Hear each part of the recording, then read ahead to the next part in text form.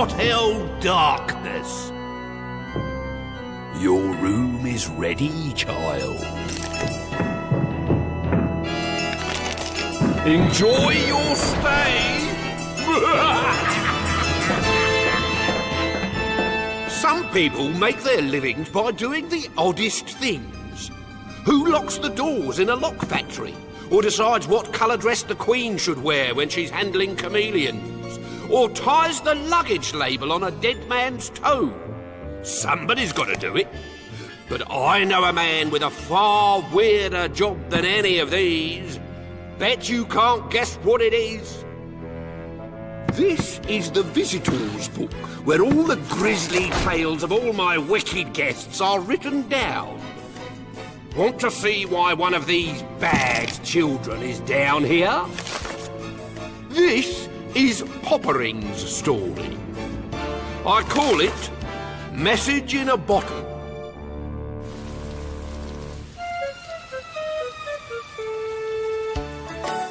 Roll up, solve the conundrum of the pear in a bottle. 1 crown says you can't tell me how it got in there.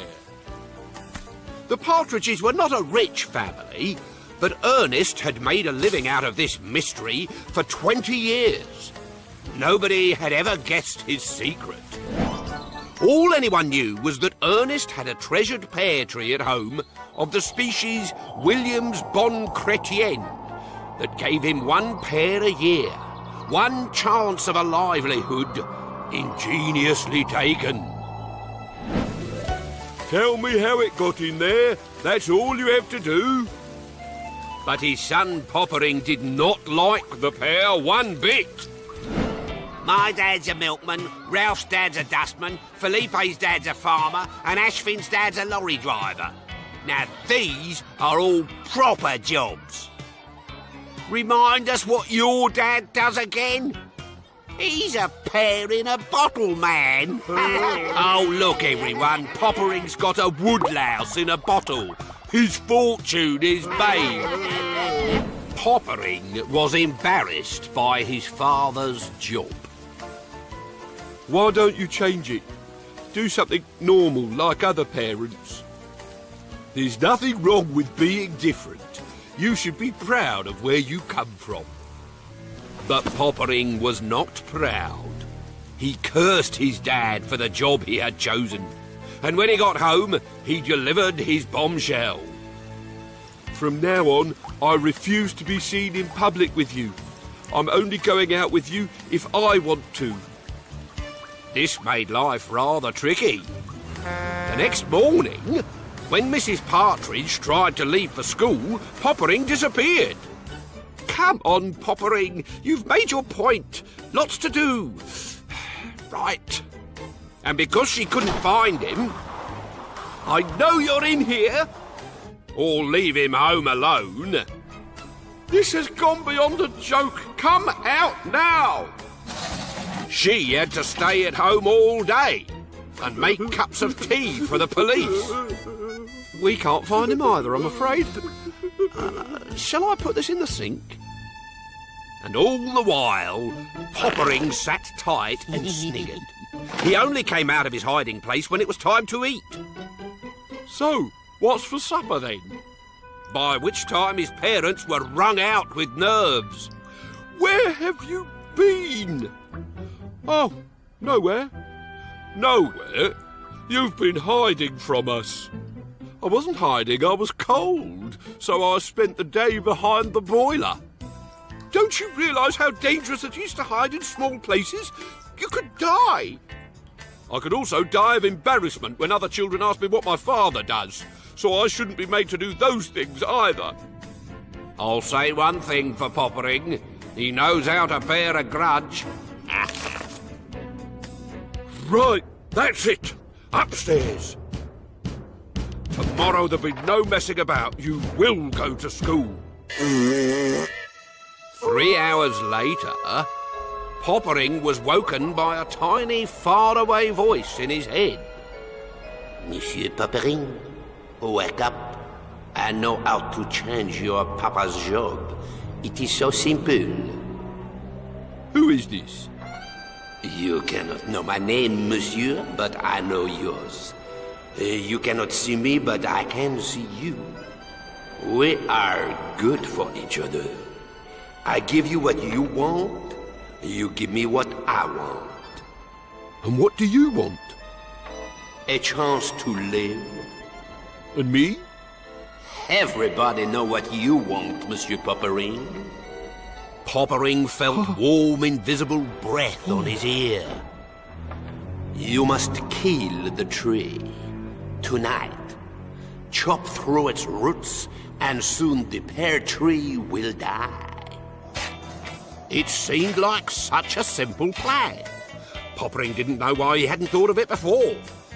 But it was an old tree with many roots, and he only finished chopping through them at dawn. By then, his parents were awake. Popering, time for school. Where are you?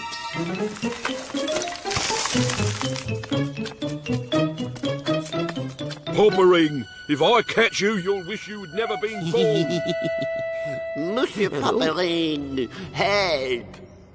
You have brought me to life, and now I am running out of air.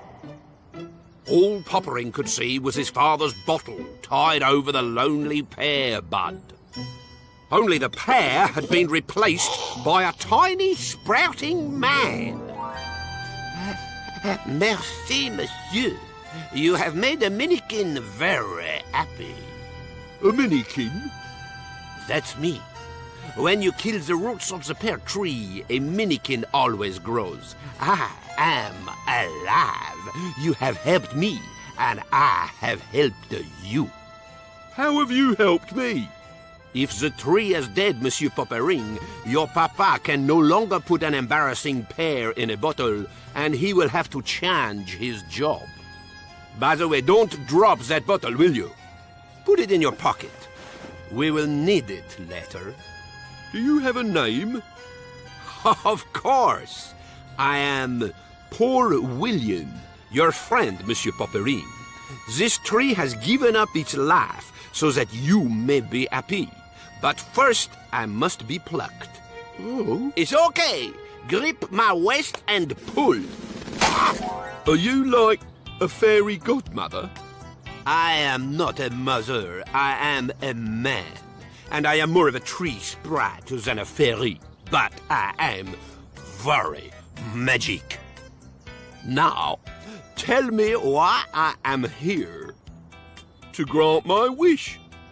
As they say in France, bingo, a new job for Papa. And now that the pear tree is dead, he'll have to do something different. Bingo again. And can you think what that might be? Yes, of course. That's why you're here. Now you have it. What could be cooler than keeping something in a bottle that people will pay a fortune to see? Yes, a freak show. Yes, go on. Something like you. Oh, like me? You want me to live the rest of my life in a bottle like a prisoner? You want your family to make a living out of my misery? But I thought that's what you were saying. No, something else will be going in the bottle to make your parents' fortune. But it is not me. What is it then? It is you. You want your father to do something different? Bingo! Your wish is granted.